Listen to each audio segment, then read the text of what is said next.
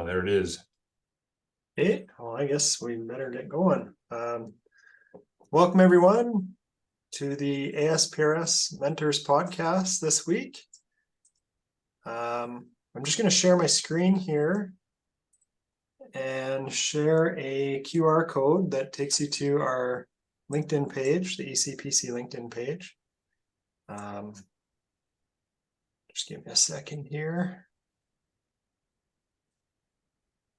So there you go. You can scan that. And please join us on there on LinkedIn. And also don't forget to join the ASPRS ECPC community page where we post information about upcoming webinars and podcasts. And also there's a community discussion board there. So please join that. And this week we have with us Michael Detwiler. Michael, are you okay with us recording this and sharing it on social media? Yeah, no problem. Sweet. Well, first off, can you tell us a little bit about yourself and your background? Yeah, sure. My name is Michael Detwiler. I'm an Aquarius. No, just kidding. Let's see. I've been in the geospatial realm for 20 plus years now. Currently reside and work in Reno, Nevada. I work for a company called Wood Rogers. We're a multidiscipline firm, civil engineers, land surveyors, geotechnical engineers, water resources people. So firm of about 300 people doing all kinds of different engineering and survey stuff. Let's see, in a nutshell, many years ago, got my kind of a basic geography degree from the University of Arizona. I played football in college, so I really went to college to play sports. I didn't know what I was going to do as far as my career goes. I'll be brutally honest with that. So I came out of college with a geography degree and kind of stumbled upon land surveying. In my undergraduate program, I had a little bit of remote sensing classes. I had some urban land planning, some basic geography classes. So I kind of knew what was going on, but really had no clue what to do with my career. But stumbled upon a posting for a land survey job, and it was great because it's like, oh, work outside 100% of the time, and I was kind of an outdoor person anyway. So that's kind of how I fell into land surveying. A couple of years of that, and then kind of found out about aerial mapping, and so got a job a few years later doing aerial mapping, and that's kind of where my career really took off, is my introduction to that. So ended up flying all over the United States, Canada, Europe, Australia, the Middle East, doing all kinds of different photogrammetry and LiDAR projects with fixed wings, helicopters, power line surveys, large area surveys. And once I started picking up steam and I kind of realized, okay, this is probably where I'm going to go in my career, I got this crazy idea that maybe I should go back to school and maybe learn the academic theory side of all that stuff. So fortunately got my employer to help me, front the cost of that, and went back to the University of Florida, did a master's program with a Geomatics program there. And that was really interesting because it had been over 10 years. It had been about almost a dozen years since I'd been in school. And so I was working full time, was doing a master's program, and then had my first son. So that was a little bit of a crazy time in my life, but got through it.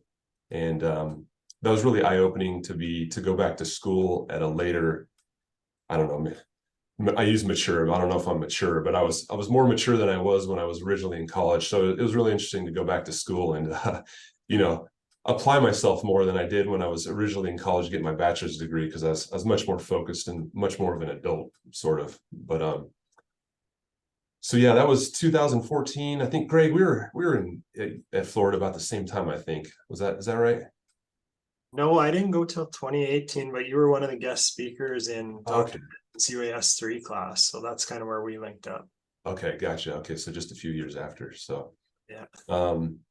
Yeah, but it kind of, I don't know, it's funny how things work out. I mean, yeah, after I'd already worked for 10 plus years in aerial mapping and geospatial industry. And then I got my master's and things kind of took off from there. And then I came to work for Wood Rogers. I've been here for 7 years and brought all my more traditional aerial mapping experience, and, drones took off, whatever, 7, 8, 9 years ago. And so kind of just pushed all my knowledge of that into drones. And that's what I've been doing for the past 7 years. And, I'm a certified photogrammetrist. I got that certification. I actually have more experience with LiDAR, but that's the certification I got from ASPRS. And then I'm a Nevada professional land surveyor as well. And so, yeah, that's a quick rundown on who I am.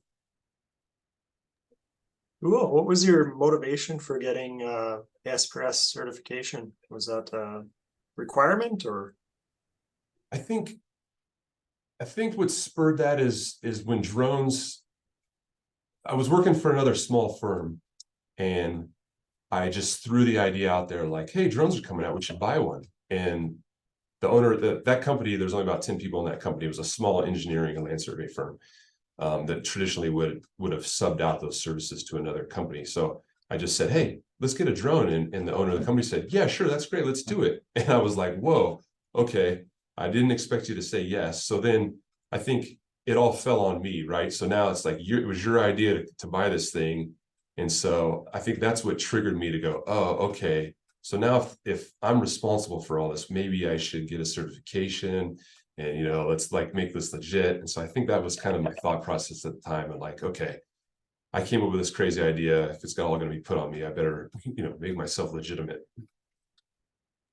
Awesome. I like that reasoning. So did you find preparing yourself for that kind of helped you dive deeper, learn more about the sciences, or were you kind of ready to go?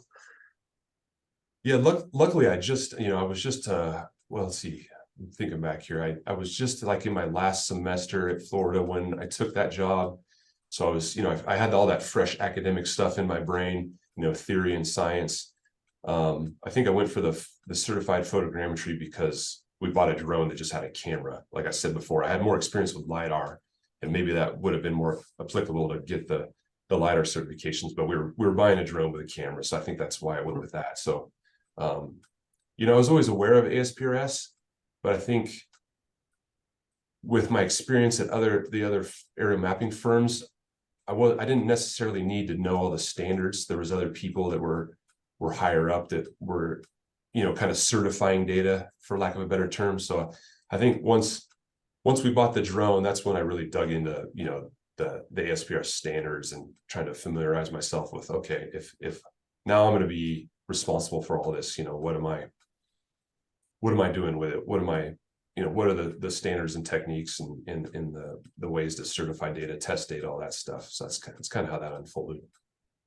Cool. And then I guess just to follow up, what's a typical day in the life of Michael Detwiler at are you office, field, mix of both? Kind of how does that go?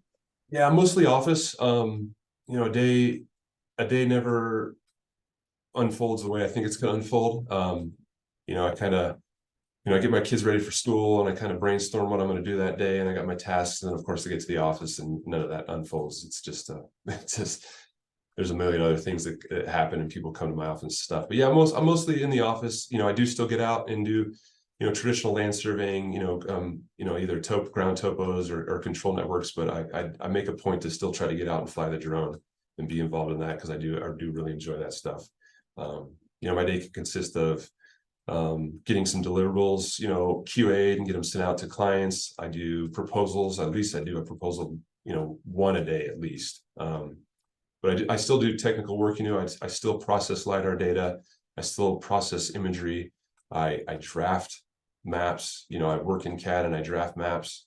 My day is pretty dynamic because I'm in an office of 50 plus people with varying disciplines, engineers, land planners, geotechnical engineers. So everybody's got a different piece of their project they're working on, and survey and geospatial stuff falls in there somehow. So I'll tell you what, 8 hours in my office flies by. I have no idea when I get here, and before I know it, I look at my watch and I'm out the door trying to get home and take the kids to sports and stuff like that. So do you feel having a multidisciplinary team contributes to more work in the geospatial realm?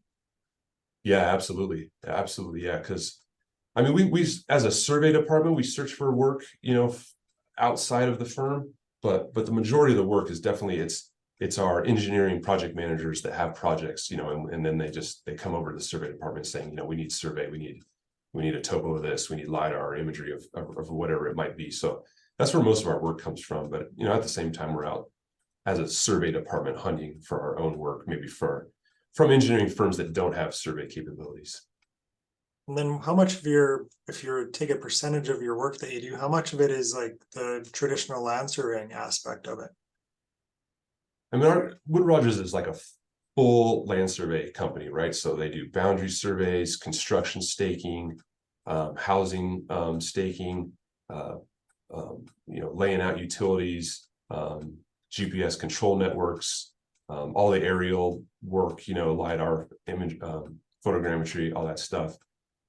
So to break it down in percentage, it's hard to, I mean, every project has one of those phases, right? I mean, up front, we're doing some sort of boundary survey to start off a project. Then we're doing, you know, a combination of ground and aerial survey to get that baseline information for engineers to design. And then later on down the road, when the project, you know, comes to fruition and things are starting to get built, is where like the construction staking aspect comes in. So, you know, I don't know if you divided it all up in there, you know, maybe my specific role is maybe like 30% of the work. Okay, cool. How does ASPRS or NALS benefit you? How do those organizations contribute to your growth? I think it's really it's networking, you know, it's definitely networking is the key thing. You're part of a group of your peers, where you're either learning from those people, you know, because there's all different, and you know, and I learn from people that are, you know, quote unquote below me, or you know, for lack of a better term, less experienced. I mean, I learn from those people just as much as I learn from people that have more experience than I do. So it's that whole networking thing, and you know, you create this group that you're part of to bounce ideas off. You know, you follow them on social media and things that they're up to. You're able to ask them questions, you know, things that maybe your specialty, that you can provide that info to somebody, but they may come back with you, you know, with their, you know, some lack of understanding that they have, that they reach out to you. So I think that's the biggest thing with those groups. You know, obviously the ASPRS, you know, designs standards, you know, the Nevada Association of Land Survey has a big part of, you know, giving feedback to standards that apply within the state of Nevada. So it has a lot to do with that as well. You know, defining the industry. What are all these high-tech gadgets that we use, and what are they capable of, and what are we producing, you know, to benefit our clients, and you know, producing deliverables that's fit for purpose. Yeah, I guess tied into that discussion regarding experience, what do you find most important? Your education, your experience, your certification and licensure, or a combination of all of the above? Yeah, it's definitely a combination of all three, but I'd have to say you definitely weight I would weight the experience and education more than the certification. I think the certification comes from being well educated and well experienced, right? I mean, you got to have those two things to be able to pass the exams for certification. But yeah, it's, you know, for me, it was, maybe I kind of did it backwards, right? Because I had a basic degree, then I worked for like 10 to 12 years. So I got on the job experience, and then I went back to school and got, you know, kind of the theory and the academic side of it. For me, that worked really well. I mean, I think maybe, and I can't speak for everybody, but I think learning all the theory first and then going out in the job market, you know, I think maybe that it might be tough for some people to apply that stuff. But all I can say is, you know, just speaking into my experience, being able to take my 10 years of on the job experience, when I went into my master's program, like, I won't say that it was easy, like it was still a challenge. But I was able to apply like real world situations to all the stuff that I did. So that was a big thing. So, you know, just again, to summarize, to answer your question, I think the education experience is a bigger deal, and will then lead to, you know, your certification or your licensure. Yeah, I think I have a similar kind of path as you. with you as well, starting out in college and then getting a bunch of experience and then realizing, hey, maybe I should learn more about this. And I'm still there. Yeah, yeah. I mean, I'm still learning too. I mean, I find it amazing. And not so much in the survey or geospatial realm, but I work with engineers that like they're like on that track immediately. Like they literally went to college, they got their engineering degree, and they came to work for us, and they're like full bore. It's like I'm in shock that you're on a path, right? Like, because me, I floundered for years. I didn't know what I was doing. I mean, I surveyed, but I was just kind of like, there's got to be something else I'm going to do here in a few years. But so I just however your career develops, I give it to those people. If you go to college and you get a degree and that's the career you choose, that's awesome. I think that's kind of an easier way to do it. But I just know for some people that's not the case. And you may fall into something, just by applying to a job that you knew very little about. So there's so many different ways that we fall into our careers, right? Yeah, for sure. So who are your mentors and how did you find and connect with them? I mean, my mentors have just been all the people that I've worked with over the years. Everybody's such a diverse range of people. I mean, it's the same field, right? But everybody's comes from a different background and different education, and so they just kind of bring different things to the table. And I just try to pick everybody's brain and I've been lucky enough to be surrounded by people that were well versed in surveying and geospatial, the geospatial field. I'll just use an example specifically. My boss now, he's really good at boundary surveying, and that's something I've never really done. So when I came to work at Wood Rogers, working alongside him was what, soaking up the knowledge that he has is what enabled me to get my professional land survey license in Nevada. Because that's when you go for licensure in a state, in a US state, that's most of the stuff you're being tested on is boundary principles, boundary law. And that was something I just never did in my career until I came to work here. So that was, just to give you guys a specific example, that's a mentor that really helped me in an area that I had no knowledge of. That's a little side realm of surveying that I didn't know anything about. And so that really helped. And I think that's a benefit of working for a little bit of a larger firm, is that you're surrounded by more people. I work in a department with 20 people. And so that's a benefit of working for a larger firm, I think. For sure. So what is the best piece of advice you've ever received? Oh, I thought about this one. I was reading the questions before. So this one doesn't have anything to do with work, but the quote is nothing good happens after midnight. And that was from my football coach in college. We're all 20-year-old young men, that some of us like to hang out late at night. And he told us that nothing good happens after midnight. And little did I know that that's the same, that applies to adult life as well. Like if you're an adult and you have kids like me and you're up past midnight, there's nothing that's good that's going to come of that. So I still listen to that quote often. I like it. So if you were to, let's say we had a group of young professionals attending today and you wanted to give them advice on how to get where you are, what would be your best advice? Or if you could go back in time, what would you have changed anything? I wouldn't have changed anything. It worked out pretty good so far. I got probably another 20, 30 years, but I mean, halfway through my career, it's worked out pretty good so far. I mean, my advice to people, I guess, would be to go back I hinted on the size of a company. I think, there's thousands of companies out there, right? And every company provides something different. There's an individual I know, he's kind of a friend, but a colleague as well. I was interviewing him, just in this past winter. He works for a really small firm in the area. It's like literally like 3 people. The guy that owns the company has done it for years and years, and it's a really good opportunity for the guy I know, because he was offered the ownership. The guy said, I want to retire, I'll sell you the company. But what he told me is I'm scared to buy the company from him because I've only worked with 3 people and I only know the special, unique things that company does. And I feel like I'm not qualified, even though it's a great opportunity. I can buy an established business, I feel like I'm not qualified to really do that. And so he was interviewing with us because he wanted to come to work for a bigger firm so that he could be exposed to more things. So I guess my point being is, you know, there's thousands of geospatial survey firms out there. You just got to choose which one is going to fit for your career, right? And I think it's okay to stay with the same company for 20, 30 years.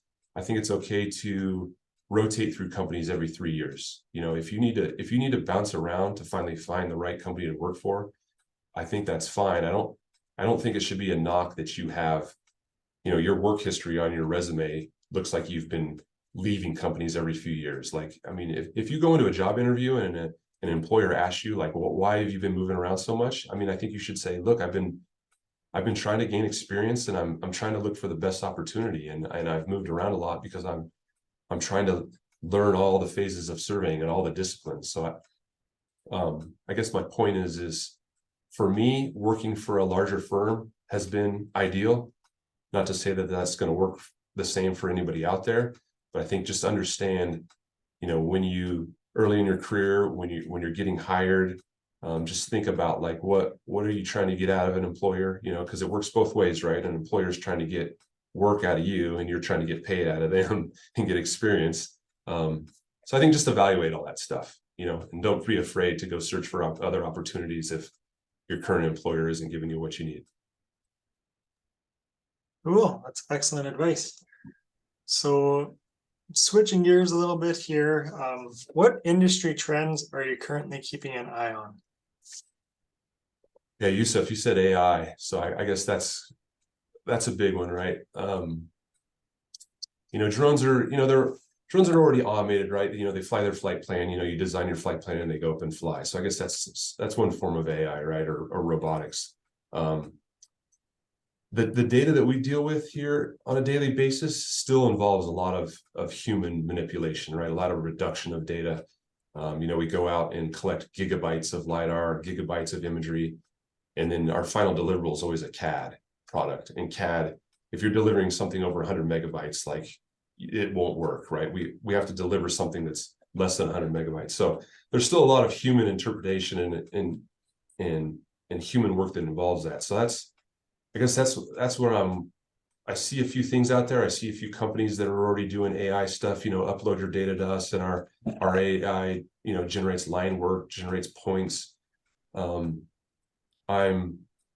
I'm nervous about all of it. You know, I've tested a lot of that stuff, and it's not quite where I want to see it to be for me being certified and licensed. You know, I wouldn't necessarily sign off on that stuff myself yet. But obviously that's where the industry trends are going. So, you know, I gotta keep an eye on it, you know, myself, just running a department and trying to keep things efficient. And it's hard though. It's hard to juggle when you have people that you're working with. You know, how do you juggle AI efficiencies and then keeping people busy working, right? Because I mean, I feel a moral obligation to keep people working, right? You know, it's their job, but at the same time, how do you intertwine AI that is supposed to make things more efficient? You know, I think that's a big thing, and trying to figure out how to balance AI with people, with humans. Yeah, I think I'm kind of having a lot of random thoughts about AI, and right now I'm kind of thinking it's more of like a calculator. Like it doesn't necessarily replace anybody, but it's more used to enhance what they can do or enhance productivity. Yeah. So you've got experience all over in planes and helicopters, doing aerial mapping. Can you speak to any of the challenges associated with data acquisition in a plane or helicopter? For example, motion sickness, heat, pilots, you know, strange aircraft. And how do you have any secret tips about, you know, mitigating those challenges? Oh yeah, I mean, nothing's perfect, right? Everything's got its challenges. Yeah, I mean, flying in an airplane in the summer, certain locations like the Midwest or Florida, you know, you're always dealing with thunderstorms, right? So as the course of the day goes, the heat builds up, you know, you start to get thermal rising. And so flying in an airplane in afternoons is very uncomfortable. You get a lot of bouncing around, and it's just not very comfortable. And airplanes fly longer, right? So, I mean, you can be up on a survey mission for several hours. So, I mean, your first hour or two, you could be okay, but come hour 3 or 4, you know, it's like, you know, I remember a couple of times just telling the pilot, like, I'm done, man. We got to put this plane on the ground. I'm sick of being up here. Helicopters are a lot more fun just because you're low to the ground, and you're not just flying back and forth, you know, mowing the lawn, flying flight lines back and forth. You know, we were flying power lines with helicopters, so you're just kind of following a linear line. But you get a little low to things, you know, you get low to power lines, and you start to get a little nervous, like, well, that looks pretty close. And wind affects helicopters a lot more than airplanes, so you know you have to factor in weather in different ways with when you're collecting data with helicopters. And then with drones, you know, I mean, it's kind of the same things, right? Weather affects anything that you put in the air, right? It doesn't matter what aircraft you put in the air, but you know, drones are affected in, you know, a similar manner. I think when you're flying in areas with a lot of vertical relief and you're flying with a drone, you kind of have to trust that the terrain following or the autopilot's going to do what it's supposed to do and not slam into the side of the hill, or vice versa. When you're dealing with a helicopter pilot or an airplane pilot, you know, you're trusting them to actually control the aircraft and not crash the thing. So yeah, it's all unique. It's all got its own little, you know, little idiosyncrasies and things you kind of just learn on the fly. But it's not easy, you know. Just because drones came out and you can do aerial mapping with them, it doesn't mean it's easy. Some projects are easy, but you know, there's always a challenge that you didn't account for. Yeah, definitely. So speaking of drones, they have their limitations. For example, project size, visual line of sight, or regulatory restrictions. Do you have any specific ways of mitigating the limitations of UAS, or any specific limitations that come to mind? Yeah, I mean, our primary tool is to use a drone to do aerial mapping. If the project is too big, or if, you know, we can't get access to the airspace, then we do deploy an airplane. So we have some partners that just do the data collection, you know, in an airplane. So we do sub that work out. They just collect the data, and we bring all the data in-house, to the raw data, and just continue on with our workflow of, you know, generating the deliverables from that. So yeah, we're not strictly just a drone operator, a drone services provider. You know, we're a geospatial aerial mapping services provider. So whatever aircraft we need to put in the air, we like using the drone though, because it's ours. We control it. You know, if we use the drone, we control schedule, we control cost, and so that's the preferred method. But you know, there's situations where it doesn't work, and so that's where, you know, we reach out to some partners to collect the data for us. Do you have any projects where you think you were hitting the limits in terms of project size? Or It hasn't, not in the last few years. I kind of learned my lesson on one that was 6,000 acres. It was a mine site, 6,000 acres, flew it with an EB. It was in like late October, November, so we definitely had some shorter days for daylight. So that's kind of the reason it turned into a 4-day mission to get it all collected. You know, I think if it was summertime, maybe we could have got it done in 2 or 3 days. But so time of year was a challenge. The size was a challenge. All the data processed out really well, because I kind of already gone through some situations where I knew how to combine different blocks of data using a drone. But after I got done with it, you know, I just thought to myself, I'm like, it just wasn't really worth it. I think just next time we do something like this, we'll just put an airplane in the air. You know, airplane could get up and collect 6,000 acres with like, you know, like 200 images. You know, I think on this one I had like 12,000 images. So it's just like, why fight it on a project like that? So that was like 5 years ago, and I think that was the one project where ever since then I've just I don't hesitate to just deploy an airplane if it's going to be easier. yeah, for sure. So is there anything unique in your role as a certified photogrammetrist? For example, do you still use analytical or soft copy plotters, or other technology unique to the field of photogrammetry? And where do you see those technologies heading in the future? Yeah, I've never used any of that stuff, you know, the hard copy or what they call the soft copy. I guess I was right kind of in the transition years of when that stuff was going full digital. And early in my career, I was just doing LiDAR anyway. So didn't really get into the you know, the analytical plotters or going way back to this, you know, the stereo glasses. I don't have any of that experience with my photogrammetry work. You know, it's just all my photogrammetry work falls into the, you know, the structured for motion software, you know, the whatever you want to call it, the Pix4D, the Agisoft, the SimActive, all the way those photogrammetry softwares process data these days. But I'm always curious, you know, I know it's hard to go backwards, right? Because it's hard to find any of those software programs or those you know, that hardware these days, but it gives me a little bit more respect about, you know, the speed. What they thought they were doing back then, they thought was fast, and then now you know, in retrospect, you looked about, you know, what we do now is, and you know, people are like, oh, you know, I had a project of 1,000 images, and you know, and it processed overnight in Pix4D, and that was just too slow. It's like, you know, like what are you talking about? Like, think about, you know, just 5-10 years ago, how long we were waiting for all that stuff to process, you know. I mean, so things have come a long way, you know, as far as computing power and things like that. But yeah, I kind of, I guess in my career, I'm more in the modern, you know, processing techniques is in my experience. Yeah, even with things as fast as they are, you'll still have somebody asking you if you're done yet, and you know, when is it coming their way? So Yeah, true. are there any unique things you would like to share with young career professionals related to your geography? For example, climate challenges related to UAS or surveying in Nevada? Oh, so yeah, so surveying specific to Nevada. Well, for the most part, we don't have much vegetation. We do have, you know, our mountaintop. Nevada is the most mountainous state in the United States. Just a little fun fact. So if you thought Nevada was just a flat desert, it's not.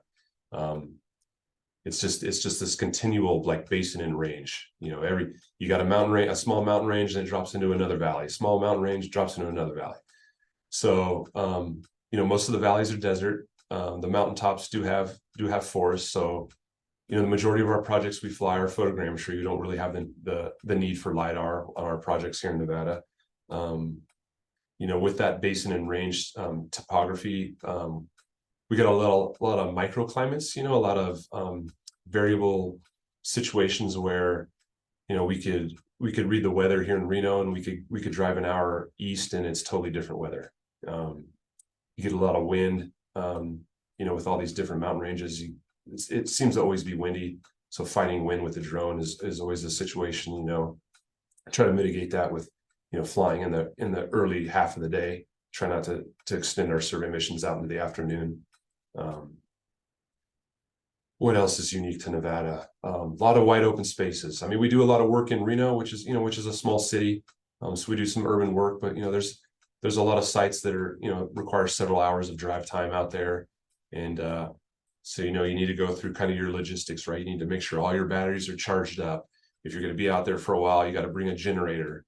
You got to deal with the fact that you may not have a cell phone signal out there. So if there's any caching of background maps, or if you need some sort of Wi-Fi signal to download data to your controller before you fly a mission, you know, you got to make sure all that stuff's taken care of before you go out in the field, because you may be out of cell service. So all the kind of things that just pop up from being in remote locations are definitely applicable to work in Nevada. But otherwise, it's great. It's great country out there. I definitely, you know, there's times where I'm out there and the drone's in the air, and I kind of just look around, and I just feel lucky to be out there doing what I'm doing. Cool.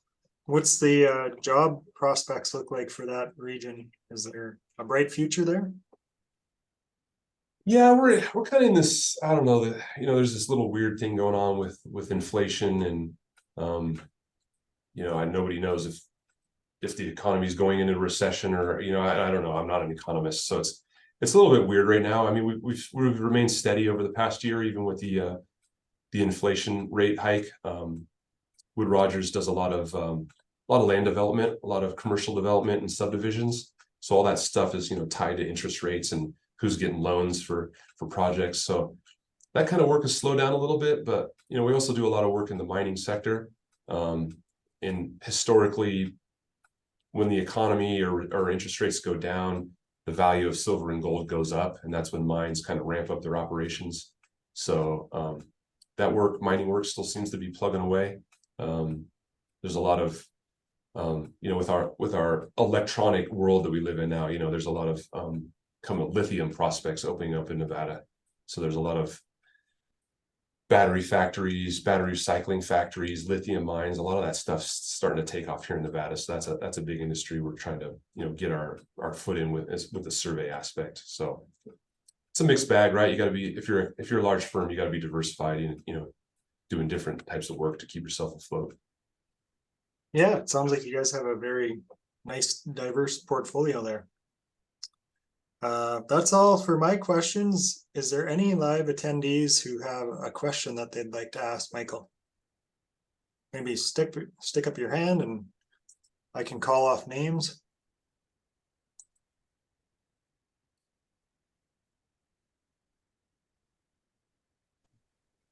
I can't find the hand raised button, but I just wanted to thank you, Michael, and just to agree with you on your life advice, particularly in Reno. Having lived in Reno, you only need one sunrise when you're out at night and be like, okay, shouldn't do this again.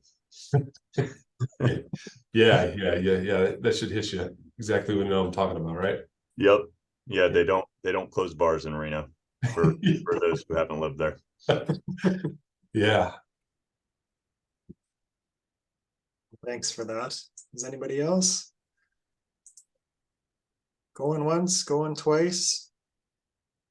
So if people want to reach out to you, Michael, what's the best way to get in touch? Oh, best way. I mean, I could leave you. I guess I could put my email in the chat here. Does that carry over on the recording if I do that, Greg? Yeah. Okay, I'll leave it there. Otherwise, No, yeah. in the chat, no, you have to share a slide that has your contact if you want. Well, I don't know if you want to do that on YouTube. You might get Zoom in. Okay. Okay. All right, let's avoid that. Let's say if anybody wants to reach out to Michael, get in touch with the ECP. He's in GeoWeek. You will community. find him in GeoWeek. And I'm on LinkedIn. So if you just look up my name on LinkedIn, my contact info's on there. So that's probably the best place to find it. Perfect. That's great. Well, thanks. We'll